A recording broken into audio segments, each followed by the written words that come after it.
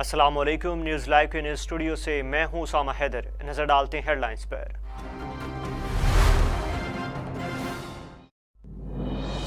عمران خان نے 9 مئی کے واقعات کی تحقیقات کے لیے قائم کردہ JIT کے سامنے پیش نہ ہونے کا فیصلہ کیا ہے۔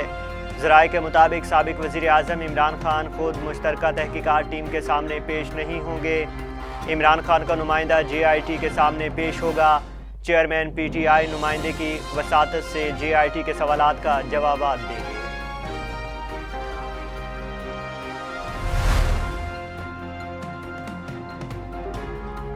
قومی فضائی کمپنی کی بوئنگ طیارے کو واجبات کی عدم ادائیگی کے باعث ملیشیا میں روک لیا گیا۔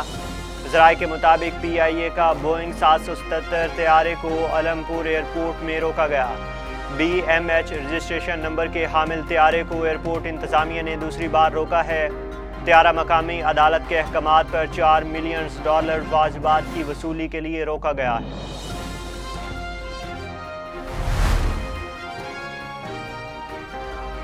سیشن کورٹ میں سابق وزیر اعظم عمران خان کے خلاف ایک اور مقدمے کے اندراج کی درخواست دائر کر دی گئی ہے۔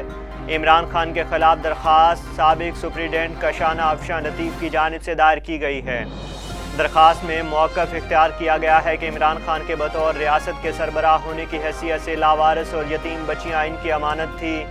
عمران خان نے لاوارث اور یتیم بچیوں کے فنڈ اور بجٹ روکنے پر کوئی ایکشن نہیں لیا تھا۔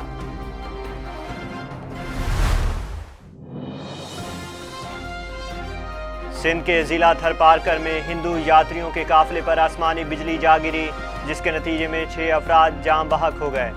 ذرائع ریسکیو کے مطابق مٹھی کے قریب ہندو یاتریوں کے قافلے پر آسمانی بجلی گرنے سے 6 افراد ہلاک جبکہ 8 زخمی ہوئے ہیں، جنہیں طبی امداد کے لیے ہسپتال منتقل کر دیا گیا ہے۔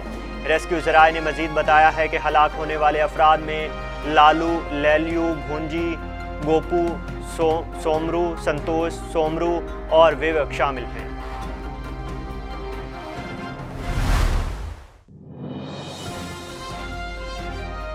راولپنڈی میں دفعہ 144 پر 4 جون تک توسیع کر دی گئی ہے۔ ڈپٹی کمشنر حسن وقار چیمہ نے دفعہ 144 میں توسیع کا نوٹیفیکیشن جاری کر دیا ہے۔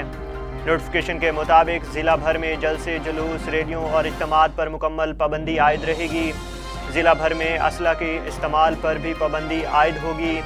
ڈپٹی کمشنر کی جانب سے جاری کردہ نوٹیفیکیشن میں بتایا گیا ہے کہ دفعہ 144 کا اطلاق حساس اداروں، پولیس افسران، خواتین اور بچوں پر نہیں رہے گا۔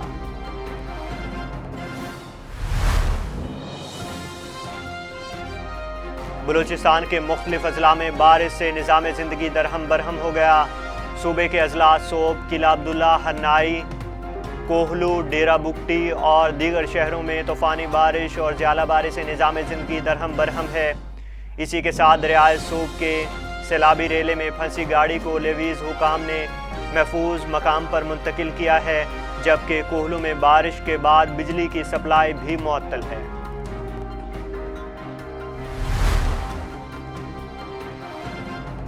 وفاقی وزیر اطلاعات مریم اورنگزیب نے چیئرمین PTI عمران خان کو سند یافتہ جھوٹا قرار دے دیا۔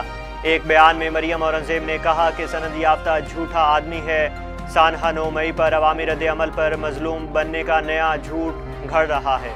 انہوں نے کہا کہ یہ وہی شخص ہے جس نے انصاف کی متلاشی طیبہ گل کو اغوا کیا تھا۔ دنیا کو گمراہ کرنا یا اوچھا ہتھ کنڈا بھی سائفر اور دیگر ڈراموں کی طرح فلاپ ہوگا۔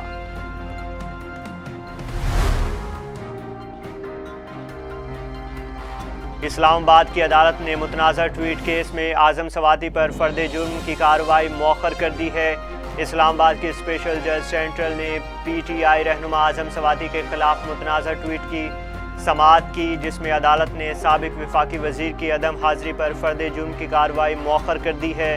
دوران سماعت FIA پروسیکیوٹر نے اعظم سواتی کے ناقابل ضمانت وارنٹ گرفتاری جاری کرنے کی استدعا کی تھی۔